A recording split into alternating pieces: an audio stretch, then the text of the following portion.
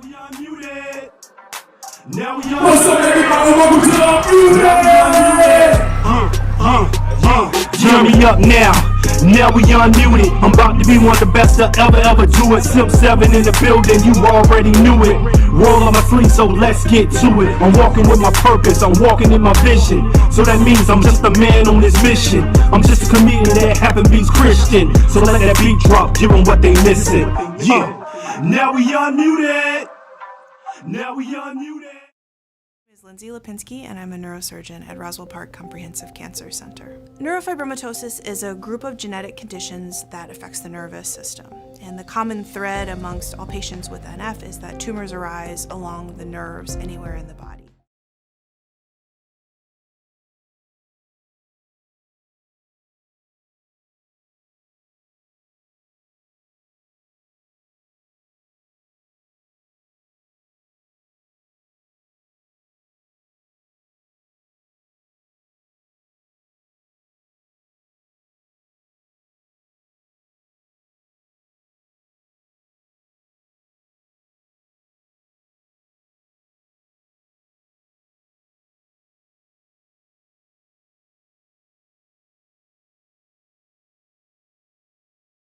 What's up, everybody? I'm your host, Simp 7, aka Scott Simpkins, which is my government name that my mama gave me. Don't ask me why she gave me 4 names. Hey, whatever. But we're here on Unmuted. Thank you guys for tuning in. Go ahead and like, click, comment, and share this content because you know it's good and know it's going to be a blessing. So go ahead and do that. Today, we have a very special couple in the house, very special group, and her story is very intriguing. It's very interesting. And their love life is very beautiful. And I had to have them on here so you can know that you can find love anywhere with anybody. It doesn't matter because I'm still trying to find it myself.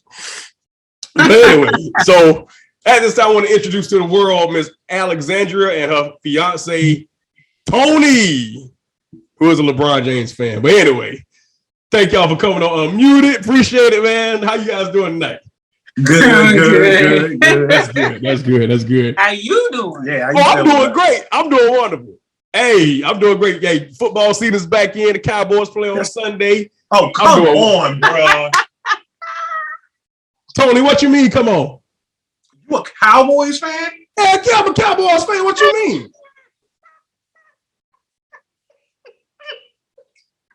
Tony. Let's just get this done, bro. Who you rock with, Tony? EAGLES. Oh! Thank you for sending old boy to us. Thank you. We got y'all, boy. Appreciate it. Oh, God. Boy, we beat y'all down so bad last year. I don't even know why you want to come and do this interview, dog. Ooh, you go ahead and leave now if you want to. You go ahead and leave now if you want to. Listen, bro. He can't leave now. Adjust my hat.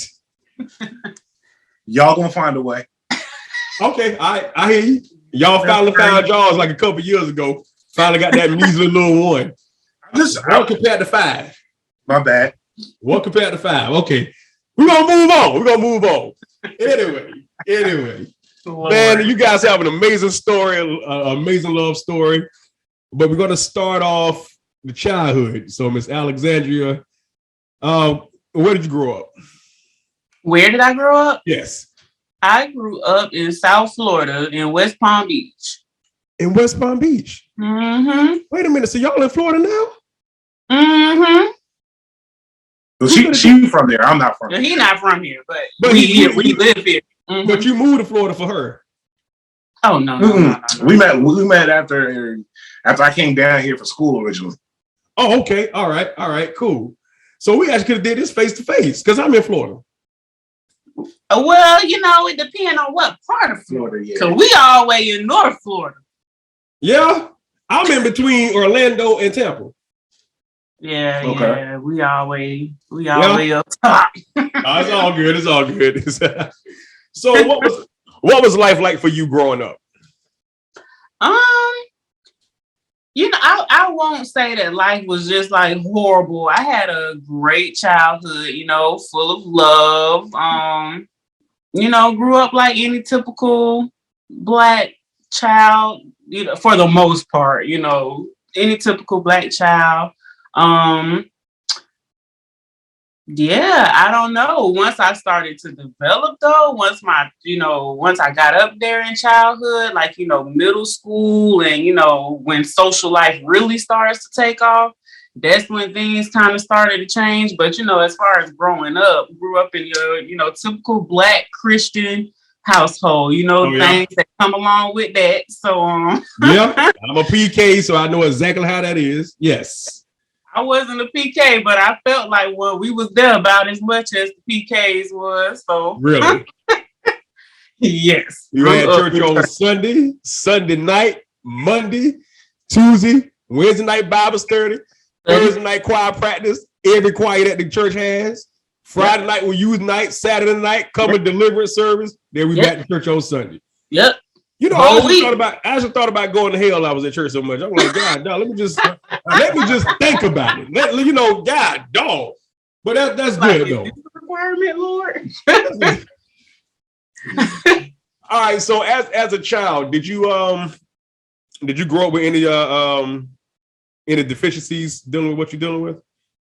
Thankfully, no. Now, neurofibromatosis, which is what I have, it does come with a whole lot of issues. But as for me, I never experienced anything like, out of the normal other than the tumors growing on the outside. But as far as like pain, any spinal issues, vision, other than my vision, but my mama blind and my daddy blind, so they just passed that.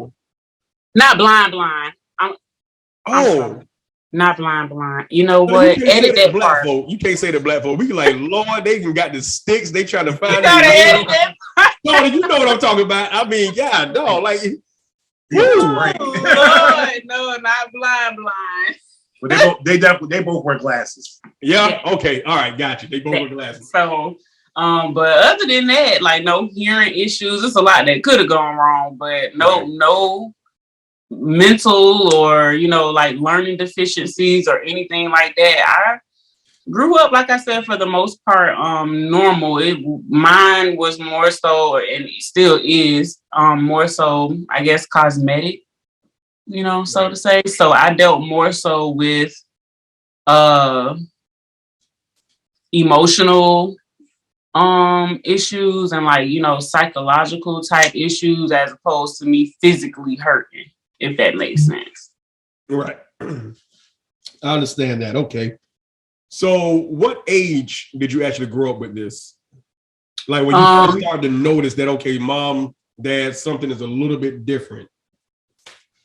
When I first started to notice, probably like in late elementary school, but it really didn't start to become a little bit more visible and at least noticeable enough for other people to say something until like middle school. By middle school, okay. Mm-hmm. Now, when I was growing up, it was a white lady. I used to see her when we go to Winn-Dixie, specifically Winn-Dixie. And she was, I'll say maybe in her 60s. Mm-hmm. And I would see all of it, but they were like a little loose. So they used to like shake, like kind of like jingle bells, on her feet. I didn't see her chest, but I did see them on her face, her neck, her hands. Like as a kid coming up in the Black neighborhood, we didn't see that. In the Black neighborhood, you was on drugs. Uncle Willie was on drugs. You saw that type of thing, but nothing like this. You know what I'm saying? So it was kind of spooky, if you will. You know what I'm saying? So I didn't understand what it is. Now that I know, neurofibromatosis, which I went back and I did a study when I was washing clothes, I said, oh, okay. So it's just little tumors because I seen some cases after hearing about your case. I went back and saw some cases that was just like extremely severe. Yeah. Like, I mean, the whole body. Yep. I mean, the whole body, even down there. Yep. And Lord have mercy, if it's down now, how can you function down there? You understand what I'm saying? Tony up in this mamma jamma. Oh, Lord. But I didn't understand. So growing up as you say middle school, did kids treat you differently or anything? Oh yeah, definitely. Especially middle school. Middle school kids are evil. Like Very true. Yeah. those are the most cruel kids in the world. So middle school it was a very interesting time. I was always smart, so I won't say that middle school was like completely difficult for me. And I did have like a little close knit group of friends, but it was always like for the majority, you know, the most part, I should say. Yeah, that was mean. One, was this middle school or was it? Yeah, it was middle school. I think one girl said something about connecting the dots on my face or something like that. Wow. People used to always just, you know, didn't want to hang, or I didn't get, you know, invited to certain friend groups, or, you know, get to sit at certain tables or whatever. Or when we went outside and wanted to play, people, you know, I want to play with her. What she got? You know, just weird stuff. And at that time, you know, when I really did care, like that was, you know, very effective as far as, you know, my psyche went. So middle school was the worst. And then by the time I got to, I guess, high school, I don't know. I think I just started acting out in high school because, I mean, what else could I do? I think I said it on one of my reels, you know, it was like I had to do extra, or I had to, you know, kind of shape myself into somebody that I guess I really truly wasn't, you know, in order to be in those particular circles and, you know, be with the guys, you know, and all of that good stuff. So it kind of just went downhill from there. But yeah, that was childhood in a nutshell. And I didn't really have like my dad wasn't always, I didn't live with him, so he wasn't always around. So I didn't always have his guidance or his, you know, perspective, you know, as somebody else with neurofibromatosis, you know, kind of teaching me how to navigate socially.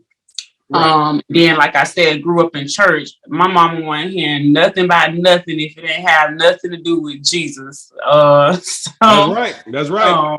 So that was that. There was no like, you know, therapy or nothing like that. You pray about it, you know, or if I was feeling, you know, she couldn't really relate to me, you know, on that level. If I told her, you know, I was feeling bad about my skin, oh, Allie, you'll be fine. You know, they just talking or whatever. But I needed a little bit more than that, you know, and I never got that even all the way up through to college. So it started to kind of manifest, I guess, and show itself in different ways with me, I guess, acting out. Okay. All right, cool. So you went through whole high school, acting out, doing things a little bit different to try to fit in, trying to hang out with the guys, hang out with the girls, over exaggerating yourself just to fit in. And you know what? Since social media came into this world, we still do that. Oh yeah, we still do that. So you don't even have to feel like you really did something good. We still doing that. Heck, I even do it. I'm not really a host. This ain't really my show. But anyway, I'm just doing this to have friends because I ain't got nobody to talk to but two dogs in here. Anyway, you know, being an obsessive Cowboys fan, you tend to lose friends because we win so much. All right, and that's where I bring you in, Tony. So when did you guys first meet, Tony? We met working together. Yeah, we met at work. You met at work? Yeah. Okay. And what job was that? At our old Best Buy. Best Buy. Mm-hmm. All right. Okay, cool. So you were selling TVs and she was at a computer stand, a cash register. You was, I was doing bad phones. I was doing cell phones. Cell phones. I was a cell phone dude. And so then she started working there. And that's how we met. And actually I flaked on you for like the first 6 months. I was the one that was trying to hang out. Really? He was not having it. So basically, what had happened was we got together and what was the show? So Game of Thrones was out like around the time that like we. Okay. It was Game of Thrones. Okay, so so what winds up happening is she was just like she's like, oh, let's get together and watch it, and I did. I was like, all right, yeah, cool. I was like, bet. And so and to this day I'm still bad about this. Like people call me and. It's known amongst our friends, like if you call me, he'll eventually get back to you. So what wound up happening was that she was like, hey, let's hang out. I was like, all right, cool. And I would agree to hang out, and I kept just like flaking on it for one reason or another. And then one day we had like a meeting at the job. Like we all had to be there early and stuff like that. Yeah. And she was just kind of like, we ain't never gonna hang out. And I felt bad. I was like, nah. I was like, yes, we are. I was like, matter of fact, what you doing like today? Like today. Yeah. So she was just like, all right, well, I gotta she's like, I gotta pick up my daughter. And she was like, and then I gotta she's like, and then I'm free. I was like, all right, cool. So she came out, and that was like our first time hanging out. And I think I went to church that day. Yeah, you went to church that day. Church. I didn't. Yeah. So wait a minute, Tyler. So she went to church. So you already was setting the table of how life was going to be. She going to go to church. You're going to stay home and watch football. Pretty much. That's what it is. You're going to stay home and watch the Eagles get beat by the Cowboys. It's pretty much what. Actually, no. This is the matter of fact. That's the year we scrubbed y'all low key. Because Tony, watch yourself, dog. Watch yourself. Listen, because what wound up happening is she came over and that's right. You came over to my place, and we hung out and stuff like that. And we watched a bunch of stuff and we wore food and stuff like that. And we hung out, and I was like, I had like barely said anything. Like I barely like talked or anything like that. And it was probably because I was just in my own space and stuff like that. Right, so I was like overly comfortable. And the next day we got to work, and I was just like, hey, and normally like she would always speak, come see me. We hug, stuff like that. And so, like, how somebody, like, you go and see somebody and they kind of give you that day. Yeah. And so I go up to her, I'm like, hey, what's up? And so she's like, hey. I'm like, oh. Hey. And I was just like, all right. So I just kept like trying to like talk to her here and there throughout the day. And she was just like, so I remember I was talking to my homie. I was like, man, I was like, I hope I ain't like do nothing to like, make her mad, like offend her, like or something like that and stuff like that. And so finally, I'm one of those people, I'm confrontational. So I'm one of them people that I'll come up to you like, hey, bro, what's going on right here? Like, why you, what's the, so I remember asking like, hey, like, what's going on? Like, did I do something? I was just like, and I tried to like soften them. I was like, hey, I had a good time yesterday. She was like, it would have been a good time if you to talk to me. Wow. That's right. He deserved that, sis. That's right. And so I was like, oh, and I thought about it. I was like, okay, well, my bad. I was like, well, let's do this. I was like, let's go out. I was like, and let's go somewhere so I'm not like just in my space where I'm all comfortable and stuff like that and don't feel the need to like talk. So we went out that second time. We went out and got pizza. Mm-hmm. We went out and got pizza, and then we like talked the whole time and stuff like that. And it was really great. We hung out and we chilled. We went to the park and stuff like that. And we came back and we kept hanging out. We kept hanging out. And after a while, it was just she was, then you got mad at me. Yes, because her birthday was like not too far after this. Oh, wow. And so we still in the beginning of getting to know each other. Like we still feeling each other out. So her birthday comes around. And like I said, I barely remember my own birthday. So okay. She comes around, so her birthday comes around. I'm like, oh, hey, you want to hang out? She was just like, that's right. We came to your birthday dinner. I saw you, I left. I showed up late. Just tell them. So you just pretty much just telling yourself, man, you got you started off bad. They'll just put that out there. I did. You started off bad. Okay. Like, yeah, I like all I tell people all the time, I'm lucky to be here. Right. Okay. I'm lucky to be here. Absolutely right. That's how Eagle fans are. Listen, the very next day, she was just like, I remember that text message. Was just like, I was like, hey, you want to hang out? She was like, I'm willing to hang out with you. She was like, but I'm not happy to see you. Like, wow. And so I was just like, all right. And we hung out and stuff like that. She was happy to see me. All right, so let me ask you this though, because I mean, well, what you've already dealt with coming up as a kid. So when you saw her, you didn't have no discrepancies like, hey, I'm not, I see you, you're beautiful, but just I can't get over the tumors that's on the outside. You didn't have those thoughts, anything like that. And when you saw her, you was like, hey, I'm in there. I'm good. I got mine. And I honestly, I don't think I've really ever had time to like develop a prejudice like that. Like I grew up rough, so right. I saw a lot coming up. Like I saw a lot coming up, and I had my own show. So when they came down to like, I always been a person like if I like you, I like you. Right. So when she came around and she had and like y'all know, y'all see her now, she all locked up. When we first met, she had the big afro, like it was. She had a lot of hair. Oh, Afrocentric? Yeah, it was. Okay. It was the big joint. And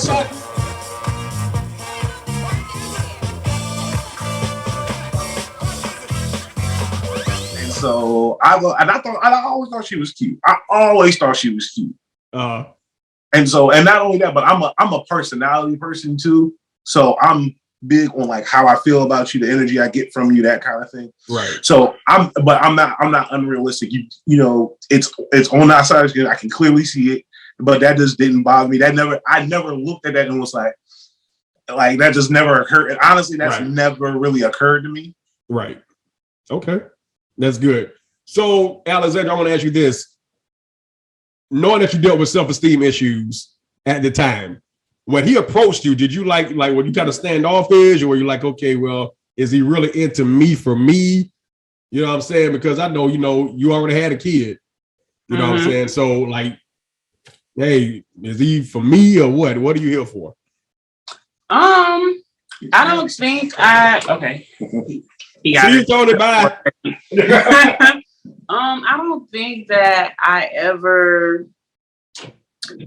ever questioned his like intention or whatever. I didn't think that he wasn't, especially when we actually got into a relationship, I didn't think that he wasn't for me or anything.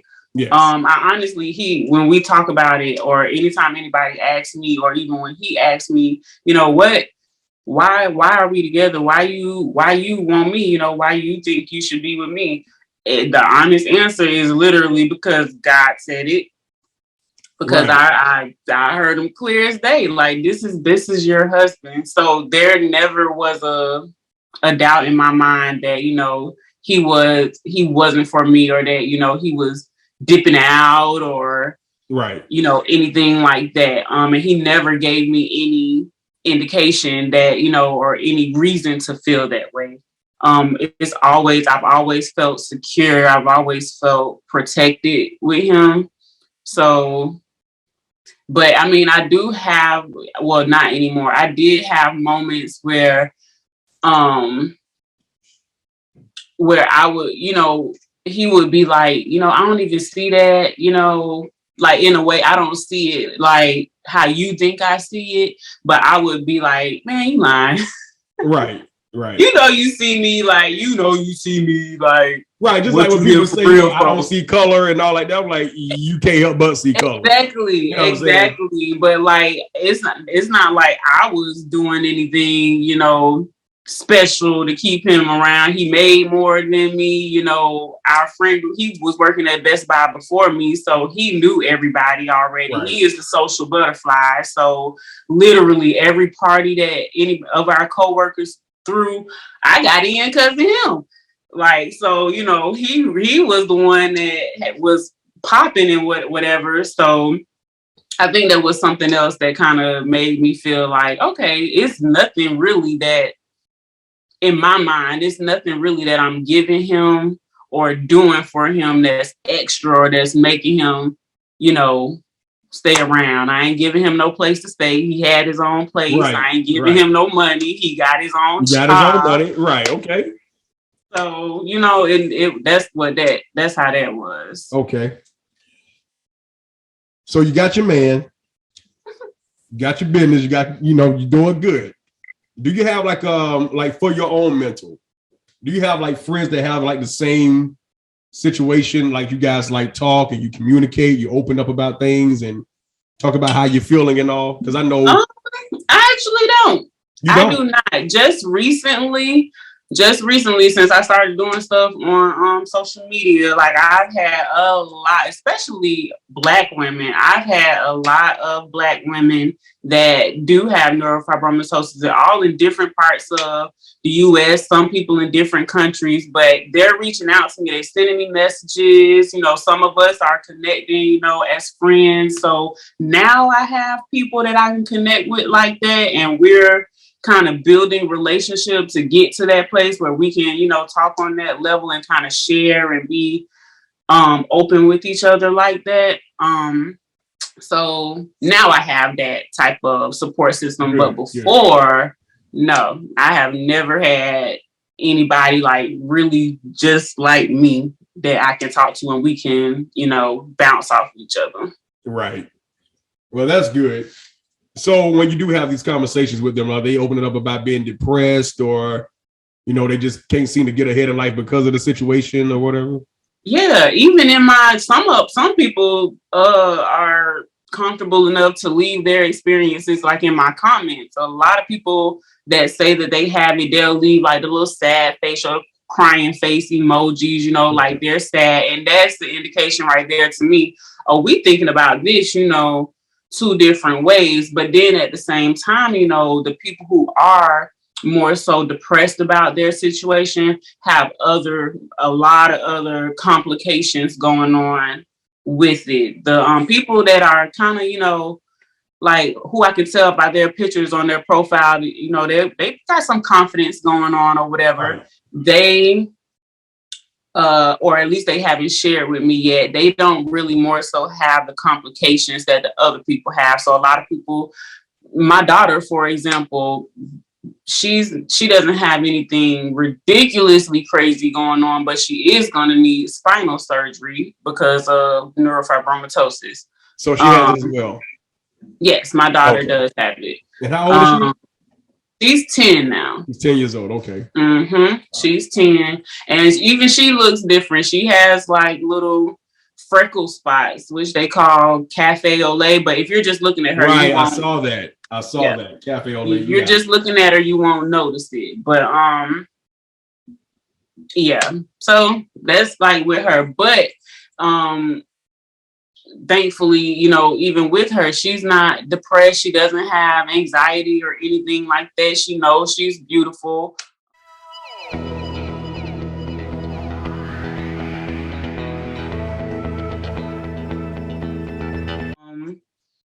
She like, it's just, so I don't know. It's such a wide spectrum of emotions, I guess, that everybody, you know, could go through.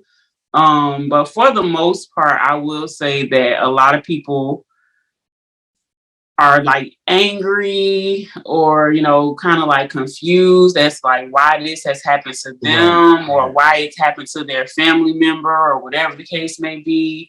And they probably really do need a space where they can come and talk about stuff like that. So I'm working on that, y'all. Stay tuned. Oh yeah, most definitely. I'll be to say something, but yes, I am working on trying to create a space where we can come and, you know, kind of release in that capacity. Because the education about this is definitely needed. And to see how your life is going, you have a wonderful, beautiful daughter. You are a nurse. You still was able to achieve your goals, achieve your dreams. Now you got Ruben Studdard. I'm sorry, because he's an Eagles fan. You know what I'm saying, Tony. You know, but you have a loving husband. And why I say he's my hero, because he, like you say, he didn't discriminate. He saw you, and we, you know, some people say flaws and all, but it's not a flaw if you love yourself. So he took everything and he said, "I'm going to love you and I'm going to marry you." Right. He got down on one knee, put that ring on your finger, and look at him. I mean, you guys are happy, loving relationship. You know what I'm saying? So that's a hero to me, because most guys wouldn't do that. No. If they can get anything out of you, they'll do that.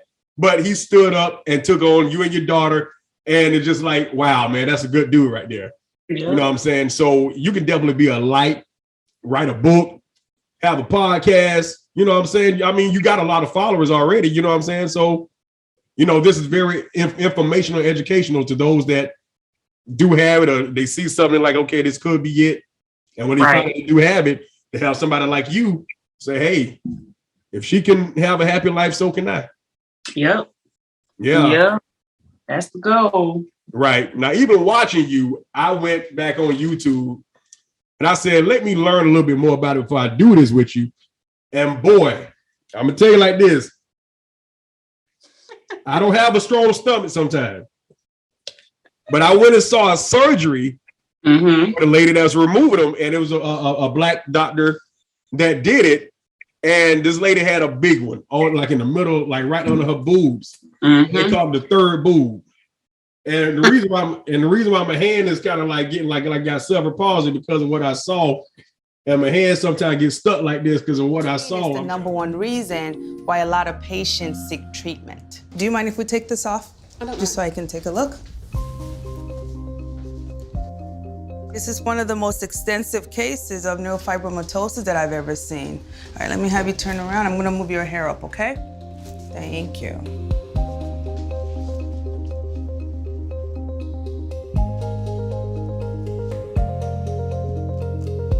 I'm gonna lift up your sports bra, okay, Ashley? Here we go. I'm sorry if I'm hurting you at all. When I first met Ashley and I started examining her, I thought, wow, she's literally covered in thousands, and some of them are growing on top of each other. All right, so let's start with the one that's more painful, the most painful one out of all of them. Oh, this guy here. That third boob was huge. Even though there were thousands of neurofibromas on her chest and abdomen, this one literally stuck out at you. I think we can definitely get rid of a lot of these for you, Ashley. And is there anything else that you want me to, like, I want you to get rid of that today. You cannot leave unless I do that. Just basically this. This one? And some of the ones in my face. Okay. I wish I could get rid of all of Ashley's tumors, but my plan is to surgically remove as many as she can stand. But I saw the removal of over 100. I say, Scott, if you can still eat after this, boy, you done grew up. Have you ever thought about that? I have, and I've had one surgery before. Like I've had one completely removed, and we've tried to have another one removed. But I mean, it's surgery. It's somebody cutting on you, then they got to sew you back up. Like some people that get cauterized and all you doing is replacing a tumor with a scar. If it's not benign, you replace it with a tumor with a scar or a burn mark or, something like that. Depending on how much you get removed and where you get them removed from, whatever. But surgery is traumatizing for anybody. For anybody, right. Surgery is expensive for anybody. Right. And if it's not medically necessary, then it's really going to be, expensive. So if it's not medically necessary and if it's not something that's in my everyday life, preventing me from doing my job or doing my duties, at home or whatever, then am I in a rush to get it done? No. Is it completely off the table? No. But am I going to hurry up to do it because other people keep tagging Dr. Pimple Popper and telling me that I need to go to California to go see? No, forget y'all. Right, forget y'all. When somebody make a deposit in my bank account, then maybe I'll hop on the flight. But you got a life that some women are going to get snatched up, pull some meat out of that leg. Let me put it over here. Pull some fat out of there. Let me put it over here like the scarecrow. They took my legs and put them over there. They took my legs. Man, look, and you got a beautiful life. So if you don't have to, I say don't worry about it because God already done blessed you. Already. Your self-esteem is sky high. You know what I'm saying? Yeah. Let them talk. Who cares? Yep. You know what I'm saying? So that's wonderful. So I know, he had to step away a little bit, so I don't want to hold you too long. So let me ask you about the relationship with your daughter. Mm-hmm. how do you bond with her knowing that she has neurofibromatosis? Me and Pootie, that's her name, Pootie. Me and Pootie, that's my road dog right there. That's my girl. Yeah. We have the best relationship. I think I'm probably her most favorite person in the world. That's good. That's my baby. She loves love. Like she loves, I don't know. She just like me. She don't like conflict, anyway. So anything that's going to put her in a position like that, she not going to do it. She's the sweetest person ever. Like, I'm probably going to have to fight for her because she is not going to put up her hands for nobody. But she's so outspoken. She says she want to be famous. Like, and we talk about it every day. She know what neurofibromatosis is. She already, like, literally since she been able to talk, know how to speak over herself and know how she knows she's beautiful. If somebody say, "Oh, you're so pretty," or "You're so beautiful," she'll say thank you, but she'll be like, "I know." Oh wow, okay. Thank you.